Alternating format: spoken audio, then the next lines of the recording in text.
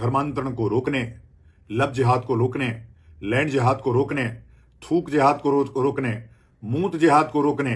अब तो जिहाद के अलग अलग तरीके हैं। इन सब से मुक्ति के लिए एक ही तरीका है, इस्लाम मुक्त भारत। आजकल भारत में सबसे आसान है कि आप मुसलमानों के खिलाफ कोई आपत्तिजनक बात कहें। अगर इतने में काम ना चले तो इस्लाम के खिलाफ बात करें। मुमकिन है कि अगर आपके पास 1000-2000 फॉलोअर्स हों तो वो लाखों में तब्दील हो जाए। अब असल में एक वीडियो सामने आया है, एक स्वामी है आनंद स्वरूप, उनका एक वीडियो सामने आया है। उन्होंने सीधे तौर पर यह बात कही है कि वो इस्लाम को खत्म करना चाहते हैं, वो कुरान को खत्म करना चाहते हैं, वो हदीस को खत्म करना चाहते हैं। ये क्या इनके नाना भी आ जाए तो ये पॉसिबल नहीं है, ये मुमकिन ही नहीं है। पिछले 1400 साल से कोशिशें की जा रही है कि कुरान को गलत साबित किया जा सके, उसे गलत ठहराया जा सके, लेकिन आज तक कुरान के 10, 5, 50 पेज तो छोड़ दीजिए, एक आयत तो छोड़ दीजिए, एक लफ्ज का भी गलत जो तबसरा है वो लोग नहीं कर पाते।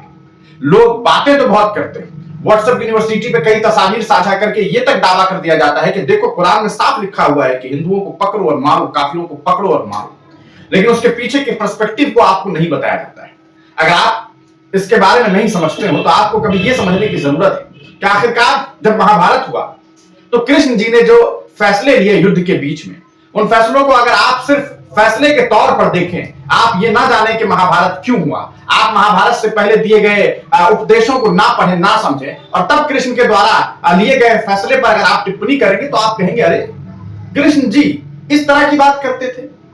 अब खैर वो एक धार्मिक मामला है, उस मामले को समझने की जरूरत है। अगर आप पढ़ेंगे तो आपको इस बारे में समझ आएगा। हर धर्म में धार्मिक पुस्तकें हैं, उसे पढ़नी चाहिए। पढ़ने पर आपको ये मालूम चलता है कि आखिरकार वहां क्या चीजें लिखी गई है, क्या चीजें नहीं लिखी गई। हम हमेशा कहते हैं कि अगर किसी को कुरान से मसला है, इस्लाम से मसला है, तो उन्हें इस्लाम को समझने की जरूरत है, कुरान को पहले पढ़ने की जरूरत है। अगर आप कोई चीज नहीं पढ़ते हैं और कोई चीज नहीं समझते हैं और उसके बावजूद उस पर टिप्पणी करते हैं तो शायद आप इस दुनिया के निहायत ही बेवकूफ और गधे इंसान हैं।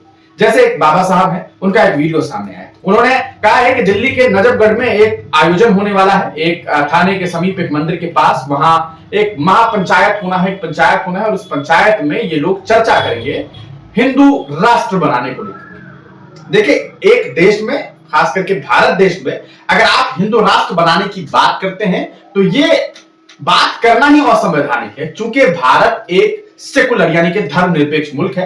भारत के कॉन्स्टिट्यूशन में ये बातें साफ तौर पर लिखी गई। हालांकि कुछ लोग ये दलील देंगे कि कांग्रेस की सरकार आई, उन्होंने सेकुलर शब्द जुड़वा दिया, लेकिन उनको शायद ये बात नहीं मालूम है कि भारत का जो कह सकता है राइट्स भारत के संविधान ने दिया, डायरेक्टिव प्रिंसिपल्स को अगर आप पढ़ेंगे तो आपको ये बारे में मालूम चलेगा। इसके अलावा अगर आप देखेंगे भारत में जो फंडामेंटल राइट्स है, अगर आप उसे पढ़ेंगे तो आपको मालूम चलेगा कि भारत में धर्म के आधार पर लोगों को कितनी आजादी दी गई। उन आजादी को देखने के बाद आपको लगेगा कि शायद सेकुलर शब्द हो ना हो, इससे कोई फर्क नहीं पड़ता है, लेकिन कुछ लोगों को सेकुलर शब्द से परेशानी असल में नहीं है। उन्हें मसले हैं, उन्हें मसाइल है धर्म निरपेक्षता से, उन्हें मसला है इस मुल्क में और अन्य धर्मों से, उन्हें मसले इस बात से है कि आखिरकार हमारा कोई अपना मुल्क क्यों नहीं है, जबकि ये बातें साफ तौर पर कही गई है कि ये मुल्क सबका है, आपका भी उतना ही हक है जितना दूसरों का है। अगर इस बात को कबूल लिया जाए तो तमाम मसले और मसाइल का हल निकल जाएगा। लेकिन कुछ लोगों की रोजी रोटी इसी पर टिकी है कि वो नफरत परोसे और उस नफरत के परोसने के नाम पर खुद अपनी एक जो है लग्जरी जिंदगी गुजारे और लोगों को बेवकूफ बनाते रहे। आगे कुछ बात करें उससे पहले इंसाफ का वीडियो देखिए। मैं कल काली सेना दिल्ली प्रदेश द्वारा आयोजित हिंदू पंचायत जो नजफगढ़ के थाने के बगल में श्री राम मंदिर, पंचायती श्री राम मंदिर के प्रांगण में होना है।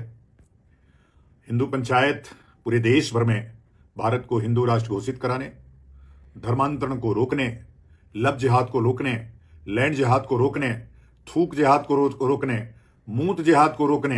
अब तो जिहाद के अलग अलग तरीके हैं। इन सब से मुक्ति के लिए एक ही तरीका है, इस्लाम मुक्त भारत, जिहाद मुक्त भारत। और मैं जब इस्लाम मुक्त भारत की बात करता हूं तो मैं ये डायरेक्ट टिप्पणी मुसलमानों पे नहीं करता हूं। ये उनका जो क्रियाकर्म है, जो उनकी विचारधारा है, जो उनका इस्लाम है, जो उनकी कुरान है, जो उनका हदीस है, उस पर करता हूं। मानव से मैं तो सनातन धर्मी हूं, मनुष्य से कभी कोई मुझे नफरत हो ही नहीं सकती है। मुझे तो इस्लाम से है। इस्लाम के कार्य पद्धति से है। जिस प्रकार से भी देखिए दुनिया भर में अभी पूरे इस्लामिक देश आपस में लड़ रहे हैं। अगर काफिरों से झगड़ा है तो इस्लाम में आखिर क्या कारण है कि ईरान और इराक लड़ रहे हैं? क्या कारण है कि अभी टर्की और कुर्दुस लड़ रहे हैं? तो ये लगातार हमले करना, मारना, एक दूसरे को नीचा दिखाना, यही कार्य पद्धति इस्लाम को गर्त में ले जा रही है। और 57 देश होने के बावजूद भी गाजा में भूखे मर रहे हैं। मैं कहता हूं इस्लाम छोड़ो, मानव बनो। और उसी के लिए हिंदू पंचायत है कि किस प्रकार से यह हिंदू राष्ट्र, हिंदू संस्कृति, किस प्रकार से हिंदू धर्म विश्व धर्म बने। इस सब को लेकर के हम लोग आपस में पंचायत करेंगे, बात करेंगे। आप भी बड़ी संख्या में आइए, पूरे परिवार के साथ आइए, बैठ करके निर्णय करेंगे, बैठ करके चर्चा करेंगे कि किस प्रकार से हिंदू धर्म विश्व धर्म बने। जब पूरी दुनिया बारूद के ढेर पे खड़ी है तो आज केवल सर्वे भवन्तु सुखिनः सर्वे सन्तु निरामया सर्वे भद्राणि पश्यन्तु मा कश्चित् दुर्भाग् भवेत् वाला हिंदू धर्म प्रासंगिक है। हिंदू धर्म बचेगा तो विश्व बचेगा, मानवता बचेगी, प्रकृति बचेगी, संस्कृति बचेगी। इसलिए भारत को हिंदू राष्ट्र घोषित कराना है, फिर नेपाल और फिर पूरा विश्व धर्म बनाना है। ओम नमो नारायण। जय जय हिंदू राष्ट्र। खूब संख्या में आइए नजफगढ़ के पंचायती मंदिर में शाम को 3 बजे मैं भी रहूंगा, आप सबसे मुलाकात होगी। ओम नमो। तो सुना दोस्तों आपने स्वामी आनंद स्वरूप को। स्वामी आनंद स्वरूप नाम बढ़िया है इनका, लेकिन चरित्र और काम और मुंह से निकलने वाली बात ऐसी घटिया है कि क्या ही की जाए।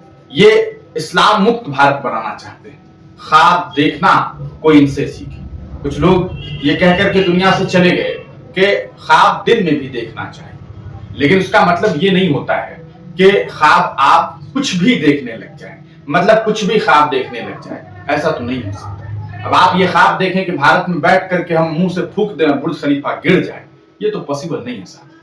तो इस तरह के ख्वाब देखे जा रहे हैं। ऐसे लोग समाज में कैंसर की तरह हैं जो नफरत परोस रहे हैं। प्रशासन को चाहिए कि ऐसे लोगों को किसी भी तरीके के आयोजन में पहुंचने ही ना दिया जाए। उससे पहले ऐसे लोगों को हिरासत में ले लिया जाए, क्योंकि ऐसे लोग सिर्फ और सिर्फ नफरत परोसते हैं। चूंकि ये लोग कहते हैं कि आइए आइए आइए बात करेंगे हिंदू राष्ट्र बनाने की, लेकिन हिंदू धर्म पर ये बात नहीं करते, जो दूसरे धर्म के लोगों को नीचा दिखाने की कोशिश करते हैं, उस पर अमर्यादित टिप्पणी करते हैं, कुरान और हदीस का अपमान करेंगे, मुसलमानों को आक्रोशित करने का काम करेंगे। और उसमें अगर कोई नादान मुसलमान कुछ जो है वो बगैर सोचे समझे अगर वो एक्शन ले लेता है, कुछ गलत कर लेता है, तो सीधे इस्लाम को टारगेट कर देंगे। ये होता है, आपने ये चीजें देखी है। आप तमाम लोगों से मेरी गुजारिश है, किसी भी तरह की हिंसा पर यकीन न रखें। देश संविधान से चलता है, संवैधानिक तरीके से जो है इस देश को चलाने की पूरी कोशिश करनी है। अपने जिंदगी में कोई मसले मसाइल हो, किसी भी तरीके की दिक्कत हो, किसी से कोई मसले मसाइल हो, इन तमाम मसलों का हल आपको संवैधानिक तरीके से निकालना चाहिए।